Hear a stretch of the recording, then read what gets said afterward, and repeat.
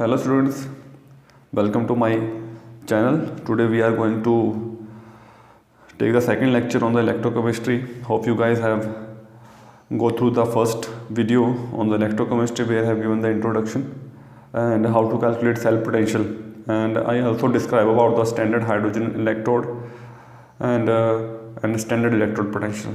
So today we are going to deal with the Nernst equation, which is very important topic, and definitely CBSE is going to be take the one or two questions from this topic which we are going to deal today. So let's start from the Nernst equation. तो Nernst equation क्या होती है? इसमें हम cell potential ही निकालते हैं but at given concentration.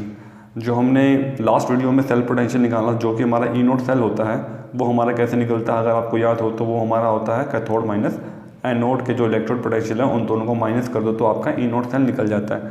तो वो फॉर्मूला हम तभी यूज़ करते हैं जब हमारे पास जो एनोड और कैथोड जो आयन की कंसनट्रेशन हैं, जो हमारे दोनों बिकस में जो आयनिक कंसनट्रेशन है उनकी जो मोलैरिटी है वो अगर सेम कंसनट्रेशन हो तब हम वो कैथोड माइनस एनोड का फॉर्मूला लगा देते हैं. But if we have different concentration of ions then we have to use the Nernst equation. तो बाकी जब एग्जांपल्स करेंगे then you will definitely understand.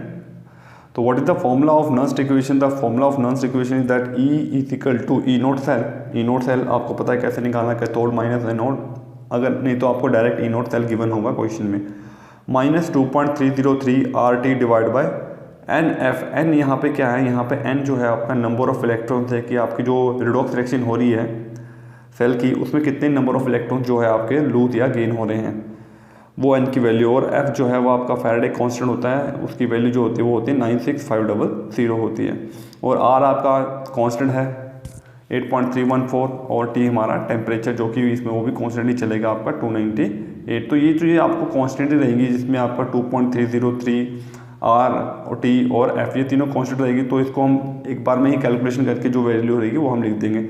Log आएगा, लॉग के बाद आपने लिखना है जो एनोड डिवाइड बाय कैथोड. और आपको पता है एनोड पे ऑक्सीडेशन होता है तो आप ऑक्सीडेशन में लिख सकते हैं, कैथोड पे रिडक्शन होती है तो रिडक्शन में लिख सकते हैं. तो आपने लिखना क्या है? एनोड पे आपने लिखना है एनोड का आयन और कैथोड पर जो आयन है उसकी कंसंट्रेशन से लिखनी है. तो कंसंट्रेशन के लिए हम क्या यूज़ करते हैं?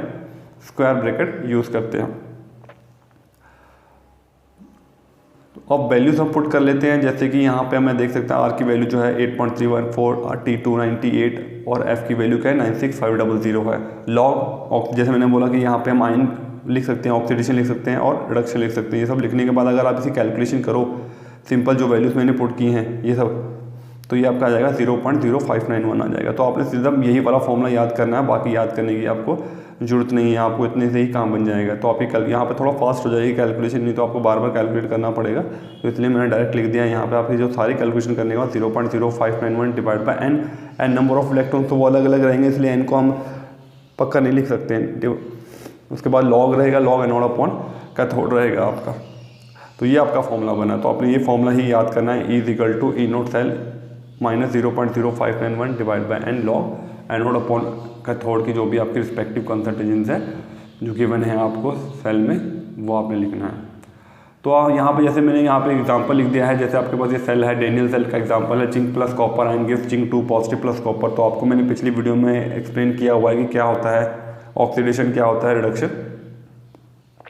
तो यहाँ पे ऑक्सीडेशन किसकी हो रही है? जिंक की ऑक्सीडेशन हो रही है. तो जिंक की ऑक्सीडेशन हो रही है तो जिंक ऊपर रहेगा. जैसे मैंने बोला एनोड, तो एनोड की ऑक्सीडेशन होती है, आप चीज़ को याद रखो इसे. और कैथोड पे का तो रिडक्शन होते हैं, तो कॉपर आयन नीचे. तो ये हमने सिर्फ आयन लिखने में, we have to write only the ion concentration. हमने न्यूट्रल मेटल्स को नहीं लिखना. तो जिंक अपॉन कॉपर, यानी कि आप कह सकते हो प्रोडक्ट का जो आयन है वो डिवाइड बाय रिएक्टेंट का आयन. तो आपको जैसा लगता है वैसे अपने हिसाब से इसको लिख सकते हो, चाहे आप एनोड अपॉन कैथोड लिखो, चाहे आप ऑक्सीडेशन अपॉन रिडक्शन लिखो, या आप प्रोडक्ट का जो आयन है डिवाइड बाय रिएक्टेंट का आयन भी लिख सकते हैं. तो अगर आपको चीज़ें कंफर्म हो गई तो यहाँ पे आपने सिर्फ वैल्यूज पुट करनी है और कुछ नहीं हो जाएगा. तो एन की वैल्यू यहाँ पे कितनी हो जाएगी? यहाँ पर 2 हो जाएगी, क्योंकि नंबर ऑफ इलेक्ट्रॉन यहाँ पे कितने इलेक्ट्रॉन लूज और गेन हो रहे हैं, क्योंकि जिंक से जिंक 2 पॉजिटिव बना तो 2 इलेक्ट्रॉन ये क्या कर रहा है यहाँ पे लूज कर रहा है, और कॉपर 2 इलेक्ट्रॉन को क्या कर रहा है गेन कर रहा है. ये मैंने पिछले वीडियोज़ में अच्छे से एक्सप्लेन किया हुआ है, तो आप वहाँ पर वो वीडियोज़ पहले देख लीजिए, तभी आपको ये वाला टॉपिक समझ में आएगा. तो मैंने एक एग्जांपल में आपको लिख के दे दिया कि कैसे आपने वैल्यूज पुट करनी है, कैसे आपने आयंस को लिखना है. ऐसे एक एग्जांपल और ले लेते हैं हम, कॉपर प्लस सिल्वर आयन है gives copper 2 positive plus silver. तो यहाँ पर कॉपर जो है कॉपर से कॉपर 2 पॉजिटिव बना यानी इसकी ऑक्सीडेशन हो रही है, और Ag पॉजिटिव से Ag बना यानी इसकी रिडक्शन हो रही है। तो आप वैल्यूज पुट करो बस, is equal to E0 cell minus 0.0, सब तो सेम ही रहेगा, बस आपका जो चेंज होगा वो product upon reactant copper divide by silver. तो आपने एक चीज़ यहाँ पर ध्यान रखनी, जो आपका जो स्टोइकियोमेट्रिक कोएफिशिएंट जैसे 2 लगा, ऊपर वाले रिएक्शन में कोई स्टोइकियोमेट्रिक कोएफिशिएंट नहीं है, बट यहाँ पर 2 लगा हुआ है, इसलिए यहाँ हमने इसको स्क्वायर करना। बच्चे यहाँ बहुत बड़ी गलती करते हैं कि इसको स्क्वायर नहीं लगाते, मतलब कि जो आपको जो स्टोइकियोमेट्रिक कोएफिशिएंट उसकी पावर होनी थी। मान लो यहाँ पे भी अगर हमारे पास कॉपर में भी अगर कुछ 3 होता तो मैं यहाँ पे भी 3 लिखता, बट कॉपर के आगे कुछ नहीं है इसलिए मैं यहाँ पे इसको छोड़ दिया। तो ये स्टोइकियोमेट्रिक कोएफिशिएंट का आपने ध्यान रखना है कि रिएक्शन तो चलो यहाँ पर बैलेंस्ड ऑलरेडी, पर कई बार रिएक्शन बैलेंस नहीं गिवन होती तो आपको वो खुद बैलेंस करनी पड़ती है। तो ये तो आपको पता होगा बड़ी सिंपल बैलेंसिंग होती है, और यहाँ पे हमने जो भी बैलेंसिंग करके आपके जो स्टोइकियोमेट्रिक कोएफिशिएंट बनते हैं वो आपके पावर बन जाते हैं। इस चीज़ का ध्यान रखना आपने, इससे कैलकुलेशन में, नहीं तो आपका फ़र्क पड़ जाएगा और आपका आंसर सही नहीं आएगा। तो ये जो ई सिंपल है वो क्या है, electrode potential at given condition से, जो भी आपको मतलब डिफरेंट कंडीशंस की दे दी गई हैं जिसमें आपके सेल का कंसंट्रेशन वगैरह दे दी गई है, तो उससे फ़र्क पड़ जाता है। और जबकि E0 सेल हमारा सिंपल कैथोड माइनस एनोड करके निकल जाता है। तो आप you students that you understand the non equation formula, and then we have to deal with some numericals also, then you will definitely understand this formula how it works. And don't forget to subscribe this channel. Let's say we have to see that we have an NCERT example again that represent the cell in which the following reaction take place. तो we have already have a reaction, तो आप reaction में देख सकते हो कि magnesium plus 2 Ag positive gives Mg2 positive and Ag। तो यहाँ पे मैग्नीशियम से मैग्नीशियम 2 पॉजिटिव बन रहा है यानी कि ऑक्सीडेशन हो रहा है, और Ag पॉजिटिव तो Ag बन रहा है। तो ये this reaction is already balanced 2 Ag। तो आपको याद रखना है कि जहाँ पे स्टोइकियोमेट्रिक कोएफिशिएंट है उसकी पावर बन जाएगी। और यहाँ पे आप देख सकते हो ब्रैकेट में 0.0001 आप ये कंसंट्रेशन की मैंने सिल्वर आयन की, और ये मैग्नीशियम यानी कंसंट्रेशन कितनी है 0.130। तो ये आपको वैल्यूज पुट करनी है यहाँ पे। और आपको क्या गिवन है, E0 सेल गिवन है और ई सेल निकालना है। तो आपको पता लग जाएगा कि नॉन इक्वेशन हमें चाहिए क्योंकि E0 सेल ऑलरेडी गिवन है और ई सेल निकालना है। तो फॉर्मूला हमने लिख दिया है, फॉर्मूला आप देख सकते हो सेम वैसे ही है, बस आपने क्या कर देना है, प्रोडक्ट अपॉन रिएक्टेंट, प्रोडक्ट में मैग्नीशियम 2 पॉजिटिव और रिएक्टेंट में क्या है हमारा Ag पॉजिटिव है। यहाँ पर 2 की जगह क्या जाएगा, तो स्क्वायर आ जाएगा। ठीक है, तो ये सिंपल हो जाएगा आपका। तो नेक्स्ट हम कर लेते हैं, हम ये देखिए फॉर्मूले से आप इनको याद करिए कि आपके पास सिर्फ 3 ही चैप्टर्स हैं, 3 या 4 चैप्टर जिसमें सिर्फ न्यूमेरिकल्स आते हैं, और गिन के आपके 10-12 ही फॉर्मूले बनेंगे। हमने पहला चैप्टर कर लिया है सॉल्यूशन वाला, तो नेक्स्ट चैप्टर पे हम आए हैं। तो बस आप यहाँ पे वैल्यूज़ पुट करिए कि आपको वैल्यूज़ जो गिवन है वो हमने पुट कर दी है। तो जैसे कि यहाँ पे 0.130 के वैल्यू है मैग्नीशियम की, तो वो हमने यहाँ पे पुट कर दी है मैग्नीशियम की जगह। और सिल्वर की कितनी थी हमारी 0.0001 और उसका होल स्क्वायर आ जाएगा क्योंकि सिल्वर के ऊपर स्क्वायर है। तो इसको हम कैलकुलेशन करेंगे तो क्या हो जाएगा यहाँ पे। अब अगर मैं इसको सिंपल में कर लूँ क्योंकि लॉग निकालना हमने, तो इसको अगर मैं लिखूँ तो ये आपको सॉल्व करके कितना आ जाएगा 1.3 × 10⁻⁷। क्योंकि अगर नीचे वाले को आप डेसिमल हटाओगे तो ये 10⁻⁻⁴ आ जाएगा, और ये 2 लगा हुआ है तो -4 किस में कन्वर्ट होगा 8, और इसका एक डेसिमल 1.3 करोगे तो ये जो उसका 1 होगा इसके नीचे वाले 8 से एक कट जाएगा 10 और 7 रह जाएगा। तो आपका सिंपल बनेगा 1.3 × 10⁻⁷। तो इसका लॉग हमने देखना है इसको सॉल्व करके। तो लॉग हम कैसे लेंगे, लॉग जो a × b होता है तो लॉग a + b हो जाता है। तो लॉग 1.3 + log 10, ठीक है, ये 1.3 और वो है बीच में प्लस आ जाएगा। तो लॉग हमने क्या है 1.3 का देना, लॉग 13 का 0 देखेंगे हम टेबल में, तो 13 का अगर आप 0 देखें तो उसकी वैल्यू होगी 1139, और ये हम एक कैरेक्टरिस्टिक लगाएंगे 0.1139 क्योंकि ऑलरेडी 1 डेसिमल में है ये। और उसके बाद log 10 जो होता है वो 1 होता है, और जो पावर होती है वो आगे आ जाती है, तो ये पावर आगे आ जाएगी। तो ये पावर आगे आ गई है हमारे पास। तो हमारे पास क्या वैल्यू बनी है 0.1139 + 7, और ये टोटल करके कितने हैं 7.1139। मतलब इसका लॉग सॉल्व करने के बाद 7.1139 आएगा। तो यहाँ पे हमने ये लिख दिया है, और उसके बाद आपने ये बस एक कैलकुलेशन कर देनी है। आप ये ज़्यादातर हमारे पास जो n की वैल्यू 2 आती है, या ज़्यादा से ज़्यादा कोई एक आए, हमारे एग्जांपल में 6 आया तो ज़्यादातर 2 ही रहती है। तो 2 से भी आप इसका लर्न कर सकते हो कि 0.0592 करेंगे तो 0.0295 हो जाता है। और इसके बाद हमारे पास ये वैल्यू आ गई, सारी कैलकुलेशन करके आपका पास जो आंसर आएगा 2.96 वोल्ट आ जाएगा। बाकी आप कैलकुलेशन करके जरूर चेक करिएगा, ठीक है। ऐसे आप प्रैक्टिस करते रहिए ताकि आपको भी ये क्वेश्चंस आते रहें और आपको पक्का हो जाए, क्योंकि नॉन इक्वेशन में तो बेसिक क्वेश्चन पूछती आप कोई भी, आप पिछले साल का कोई भी क्वेश्चन उठा लीजिए। नेक्स्ट हम देख लेते हैं एक और ऐसा ही एग्जाम्पल, सेम आपको E0 सेल गिवन है, 1.05 वोल्ट गिवन है, आप देख सकते हो इक्वेशन गिवन है, कंसंट्रेशन आपको गिवन है। तो हमने नॉन इक्वेशन पुट कर देना है, बस यहाँ पे भी सेम, वहाँ पर 2 लगा हुआ है तो यहाँ पर स्क्वायर हो जाएगा। Let's see how it can be solved. तो यहाँ पे हमने सिर्फ वैल्यूज पुट करते हैं, 1.05 इसका E0 सेल गिवन है, और यहाँ पे जो n की वैल्यू है वो फिर से 2 आ जाएगी, क्योंकि यहाँ पे भी 2 पॉजिटिव ही है, लूज़ कर रहा है। तो यहाँ पे मैंने सीधा लिख दिया कि अगर मैं 0.059 डिवाइड बाय 2 करूँगा तो 0.0295 आ जाएगा। लॉग निकल की जो कंसंट्रेशन है वो 0.160 है, वो हमने निकल की जगह यहाँ पे पुट कर दी है। और अगर मैं बात करूँ सिल्वर आयन की कंसंट्रेशन कितनी है 0.002, तो वो हमने यहाँ पे पुट कर दिया और उसका स्क्वायर कर दिया है। तो let's we have to calculate this first, ठीक है। पहले हमें लॉग को कैलकुलेट करना पड़ेगा, तो इसको सिंप्लीफाई करके जो हमारा आंसर आ जाएगा, ये पहले डेसिमल वगैरह हटा दिया करो, इसके 2 × 10⁻³ हो जाएगा नीचे, और ये 2 से मल्टीप्लाई तो 6 हो जाएगा, और ऊपर अगर हम करेंगे 1.6 तो ये आपका सारी कैलकुलेशन करके कितना आ जाएगा 4 × 10⁻⁴। यहाँ पर मैंने लिख रखा, आप इसे जरूर देखिएगा, ठीक है। तो आप इसका लॉग कैसे कैलकुलेट, तो log 4 वही log a + b हो जाएगा, तो log 4 + log 10⁴, तो log 4 नहीं मिलेगा आपको, log 40 ही मिलेगा। तो 40 का 0 देखोगे तो कितना आएगा 0.6021 वैल्यू लिखी होगी, आप लॉग टेबल पर देखिएगा, उसका हमने कैरेक्टरिस्टिक 0 लगाना है, क्योंकि ऑलरेडी 1 डेसिमल में होता है तो उसके लिए हम 0 लगाते हैं। और ये पावर जो है वो आगे जाएगी, क्योंकि log 10 क्या होता है 1 होता है, तो ये 4.6021 आपकी वैल्यू बन जाएगी सारी लॉग सॉल्व करके। उसके बाद तो कुछ नहीं रह जाएगा, बस आपने इन दोनों को मल्टीप्लाई करके माइनस कर देना, तो आपका आंसर आएगा 0.914 वोल्ट आ जाएगा, ठीक है। तो ये हमने दूसरा न्यूमेरिकल भी किया, तो सारे न्यूमेरिकल्स ऐसे ही होंगे। अगर ज़्यादा से ज़्यादा इसमें होगा कि आपको ई नोट सेल नहीं गिवन होगा, ई नोट सेल आपको खुद निकालना होगा, तो उसके लिए आपको 2 इलेक्ट्रोड पोटेंशियल गिवन है, तो वही कैथोड माइनस एनोड करके हम निकाल देना, तो थोड़ा लंबा न्यूमेरिकल हो जाएगा। बाकी यहाँ पे आपको सीधा हो जाएगा। तो 3 नंबर में ये क्वेश्चन पूछे जाते हैं जिसमें आपको ई सेल निकालना होता है। नेक्स्ट जो है ये भी बड़ा ही इंपॉर्टेंट है, ये भी equilibrium constant from the non equation, non equation की हेल्प से हमने इक्विलिब्रियम कांस्टेंट निकालना होता है। तो आपको इक्विलिब्रियम का पता होगा, इक्विलिब्रियम क्या होता है कि जब रिएक्शन इक्विलिब्रियम में आती है, कंसंट्रेशन में कोई चेंज नहीं आएगा, तो कंसंट्रेशन में अगर कोई चेंज नहीं आएगा, कोई इलेक्ट्रॉन गेन और लूज नहीं हो पाएगा रिएक्शन में। तो जैसे मैंने ये एग्जांपल लिख दिया डेनियल सेल का ही, डेनियल सेल जैसे ये इक्विलिब्रियम का साइन लगा दिया है, यानी कि कोई भी आपका जो है इलेक्ट्रॉन, मतलब कि जो कंसंट्रेशन है वो सिमिलर हो गई है दोनों तरफ, एनोड और कैथोड पर जो बीकर्स में है, और जिससे कोई भी जो आयन है वो मूव नहीं कर रहा है, जिसका कि इलेक्ट्रॉन भी मूव नहीं करेंगे, इससे हमारा जो ई सेल होगा वो कितना हो जाएगा 0 हो जाएगा एट इक्विलिब्रियम। तो इक्विलिब्रियम पे अगर 0 हो जाएगा तो हम उसके अकॉर्डिंग फॉर्मूले को हम ड्राइव कर लेंगे। बाकी इक्विलिब्रियम क्वेश्चन क्या होता है, अगर आपने पढ़ा होगा केमिकल इक्विलिब्रियम में +1 क्लास में, इक्विलिब्रियम का प्रोडक्ट की कंसंट्रेशन डिवाइड बाय रिएक्टेंट की कंसंट्रेशन, तो यहाँ पे प्रोडक्ट वही same zinc 2 positive divide by reactant की कंसंट्रेशन, क्योंकि हम सिर्फ आयंस की बात करते हैं, तो zinc 2 positive divide by copper को हम क्या लिख सकते हैं Kc, इक्विलिब्रियम कांस्टेंट Kc लिख हो जाएगा ये।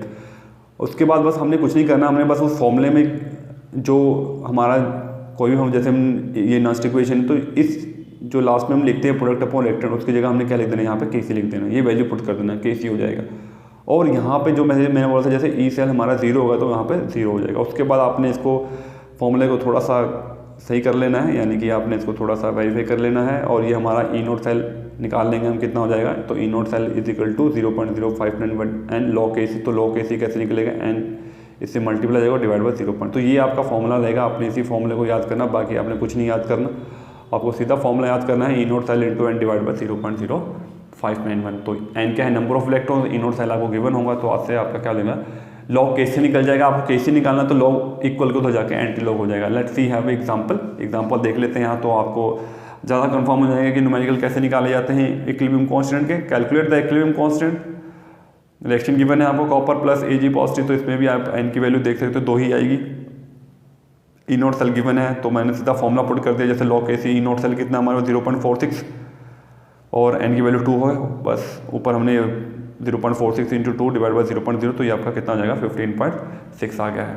तो 15.6 लॉग Kc आया, तो लॉग अभी हमें Kc निकालना है, तो लॉग उधर जाएगा तो एंटी लॉग हो जाएगा 15.6, तो जो डेसिमल के आगे होता है वो पावर बन जाती है, तो डेसिमल के आगे 15 था इंटू 10 की बार 15 हो गया है। जो 6 है तो उसका आपने एंटी लॉग में टेबल देखना है, तो 60 का 0 देखोगे तो आपका कितना जाएगा, वो 3980 समथिंग कोई वैल्यू होगी, तो उसको हमने 1 डेसिमल में लिख देना 3.98। तो होप आपको ये लॉग एंटी लॉग का आपको पता होगा कि लॉग एंटी लॉग कैसे निकाला, आपने +1 में काफ़ी अच्छे से पढ़ा होगा, क्योंकि +1 में भी आपको केमिकल इक्विलिब्रियम वगैरह में लॉग की जरूरत पड़ी थी, थर्मोडायनेमिक्स में भी। बाकी अगर आपको नहीं पता हो तो आप जरूर मेरे को बताइएगा कि आपको लॉग कैसे सॉल्व करे, तो मैं वो भी एक्सप्लेन कर दूँगा। बाकी मैंने इसमें भी आपको एक्सप्लेन कर दिया है कि कैसे मैंने ये वैल्यूज़ निकाली हैं, ठीक है। तो 60 का 0 देखोगे अगर एंटी लॉग में, तो आपको ये वैल्यू मिल जाएगी, और 1 डेसिमल आपने लगा देना, और डेसिमल के आगे वो, तो ये आपका आंसर हो जाएगा 3.98 इंटू 10 की पावर 15। तो equilibrium constant there is no unit for that, और okay we have the unit for the E naught cell और E cell, that we have written in the bold. Let's go for ahead. Next topic is Gibbs energy, और ये भी बहुत important topic है। ये जो मैं वीडियो ये हम कर रहे हैं ये सारे के सारे इंपॉर्टेंट टॉपिक है, और इसमें आप सब में से क्वेश्चन पूछे जाते हैं। नॉन स्टिक्वेशन तो पक्का ही है, नॉन स्टिक्वेशन के साथ गिब्स एनर्जी या आपका जो इक्विलिब्रियम कांस्टेंट्स है उनसे आपसे एक दोनों में से कोई एक चीज़ जरूर पूछेंगे। तो ये इंपॉर्टेंट चैप्टर बहुत ही ज़्यादा है इलेक्ट्रोकेमिस्ट्री। तो गिब्स एनर्जी का फॉर्मूला जो होता है डेल्टा जी जो होता है माइनस NF E0 सेल होता है, और दूसरा जो फॉर्मूला आपने थर्मोडायनेमिक्स में +1 में पढ़ा होगा ये होता है हमारा 2.303 RT log Kc होता है। अब मैं पहले यहाँ पे आपको बता दूँ कि N तो आपको पता है कि नंबर ऑफ इलेक्ट्रॉन्स होते हैं, और F हमारा फैराडे कांस्टेंट होता है, और E0 sir cathode minus anode. तो ये बड़ा सिंपल फॉर्मूला हो जाता है डेल्टा जी। अगर यहाँ पे आपको E0 सेल नहीं गिवन तो आपको इक्विलिब्रियम कांस्टेंट गिवन होगा, तो उसकी हेल्प से भी आप डेल्टा जी निकाल सकते हो। तो आपको देखना है कि क्या चीज़ आपको गिवन है, आपने किस हिसाब से निकाल देना। अगर आपको E0 सेल गिवन तो ऊपर वाला फॉर्मूला लग जाएगा, अगर आपको इक्विलिब्रियम कांस्टेंट गिवन तो ये वाला फॉर्मूला लग जाएगा। तो बड़ी सिंपल तरीके से हम कर रहे हैं इस चैप्टर्स को, तो आपको बड़ी आसानी से समझ में आ जाएगा, कोई मुश्किल नहीं है इन चैप्टर्स को करने में। Calculate the standard Gibbs energy for the reaction and the equilibrium constant दोनों निकालना है हमने। रिएक्शन गिवन है 2Fe3 positive plus 2I negative gives 2Fe2 positive plus I2। तो आप देख सकते हो Fe3 पॉजिटिव से Fe2 पॉजिटिव बन रहा है, और I नेगेटिव से I2। तो यहाँ पे भी नंबर ऑफ इलेक्ट्रॉन्स कितने आ जाएंगे, 2 आ जाएंगे। E0 सेल गिवन है तो बस आपने फॉर्मूला लगा देना minus NF E0 cell number of electrons into F क्या हमारा होता है फैराडे कांस्टेंट, और E0 सेल क्या होता है हमारा 0.236 वोल्ट। ये गिवन है हमें, सारी वैल्यूज कैलकुलेट करोगे तो इतना आ जाएगा। जूल में किलो जूल में कन्वर्ट करना है, तो इसको हम इस तरह से -45.55 हो जाएगा ये। ठीक है जी। तो उसकी जूल किलो जूल उसकी यूनिट होते हैं, एनर्जी है क्योंकि एक तरह की। उसके बाद आपको E0 सेल निकालना, तो ये हमारा फॉर्मूला भी हमने किया है 0.0591 लॉग Kc है। लॉग Kc निकालना तो E0 cell into N divide by 0.05। तो E0 सेल हमें गिवन ही था 0.262 डिवाइड बाई 0, तो ये आपका कितना आ जाएगा 7.986 इसकी वैल्यू आ जाएगी। तो जब लॉग Kc में से जो आपका लॉग हो जाएगा तो एंटी लॉग हो जाएगा, तो जैसे मैंने बोला 7 जो है उसकी पावर बन जाएगा इंटू 10 की पावर 7 बन जाएगा। और जो आपने देखना है 98 का 6 देखना है, तो वो आपका होगा 9.9683 वैल्यू होगा, 1 डेसिमल देके 9.683 आपका आंसर आ जाएगा। तो इस तरह से ये न्यूमेरिकल हो गए हैं हमारे जो भी थे। तो आप इसे बार बार आप देखिएगा, ठीक है। आप खुद से प्रैक्टिस करिएगा तो आपके पास हो जाएंगे। आपके पास बुक्स वगैरह होंगी तो उसमें और भी एग्जांपल्स होंगी, आप देख सकते हो वहाँ से। तो ये आपका नॉन स्टिक्वेशन बहुत ही इंपॉर्टेंट थी, ठीक है गाइस। तो आप इसे प्रैक्टिस करिए। नेक्स्ट हम वीडियो हम बनाएंगे आगे जो हमारे कंडक्टिविटी वगैरह से रिलेटेड, वो भी बहुत इंपॉर्टेंट टॉपिक है, but not as important this as I already tell about this topic. So thank for the watching this video, and hope you guys understand this, and don't forget to subscribe my channel. Thank you and have a nice day.